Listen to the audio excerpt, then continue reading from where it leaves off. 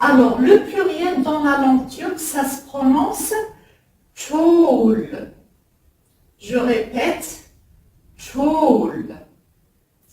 Si vous vous souvenez de la vidéo sur l'harmonie vocalique, on a vu que les voyelles dans la langue turque se décomposent en voyelles dures et voyelles douces. Les voyelles dures qui sont le A, E, O et le O. Et les voyelles douces sont les E, I, E et le U. Alors, pour former le pluriel dans la langue turque, on utilise ou bien le suffixe lar ou bien ler à la fin du mot.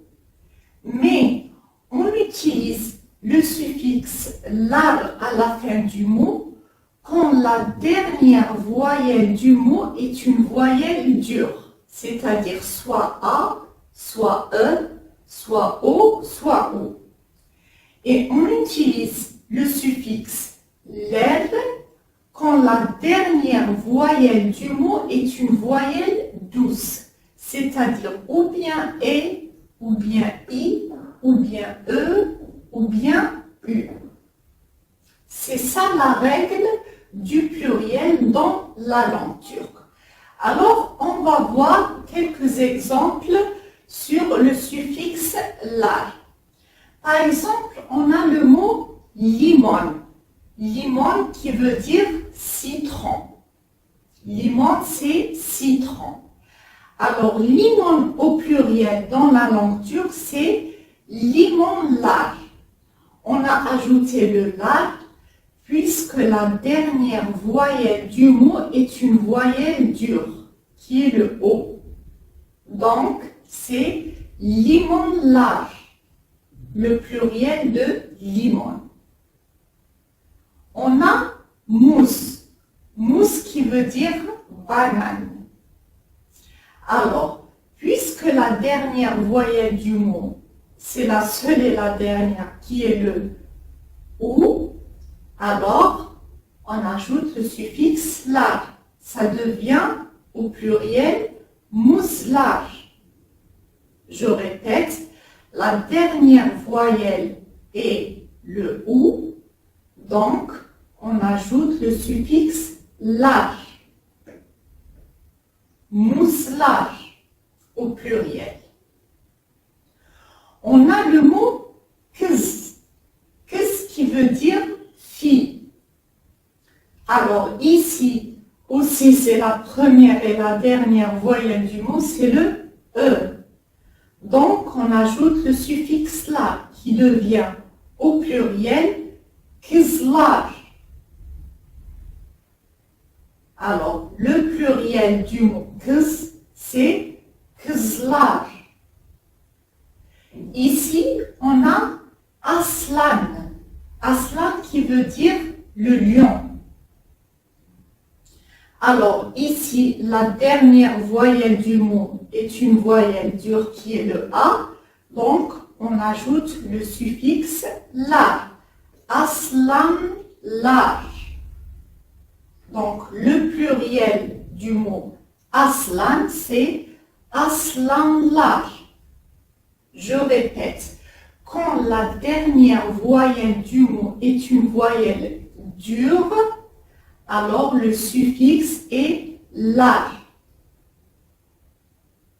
Limonlar, muzlar, kızlar, aslanlar.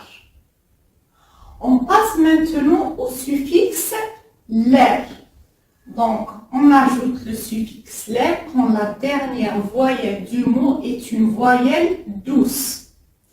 Ici, on a çiçek. Çiçek qui veut dire fleur. Alors, ici, la dernière voyelle du mot est la voyelle E, qui est une voyelle douce. Alors, on ajoute le suffixe ler, qui devient çiçekler au pluriel. Donc, le pluriel de çiçek, c'est çiçekler. Ici, on a kedi. Kedi qui veut dire chat, le chat. Alors, kedi, la dernière voyelle est une voyelle douce qui est le i, donc on ajoute l'air. Ça devient au pluriel kediler, des chats. Kediler. Et le l'air ou bien le la est collé au mot. Il faut que vous sachiez qu'il est collé au mot, c'est-à-dire kediler, un seul mot. On a aussi göz. Göz qui veut dire l'œil.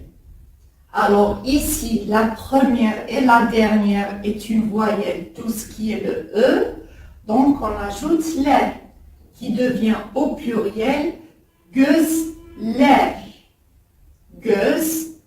Gözler. On a ici gözlük. Gözlük qui veut dire lunettes.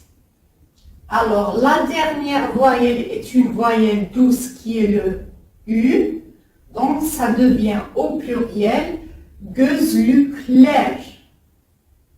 Donc çiçek, çiçekler, kedi, kediler, göz, gözler et gözlük, gözlükler. Alors ici, je vous ai mis exception, parce qu'il y a une exception dans la langue turque en ce qui concerne le pluriel. On va la voir maintenant. Alors ici, je vous ai écrit iki çiçek, üç kedi. Alors quand vous le voyez, quand le mot est précédé par un nombre, le mot reste toujours au singulier. C'est-à-dire qu'on ne rajoute pas l'air ou bien l'ar.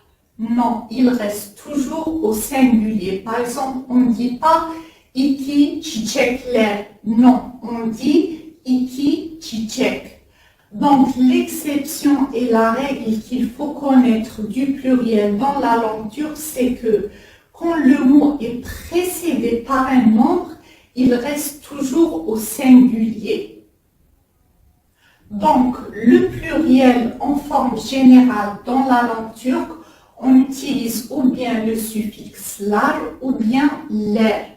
On ajoute le suffixe lar quand la dernière voyelle du mot est une voyelle dure et le suffixe ler quand la dernière voyelle du mot est une voyelle douce.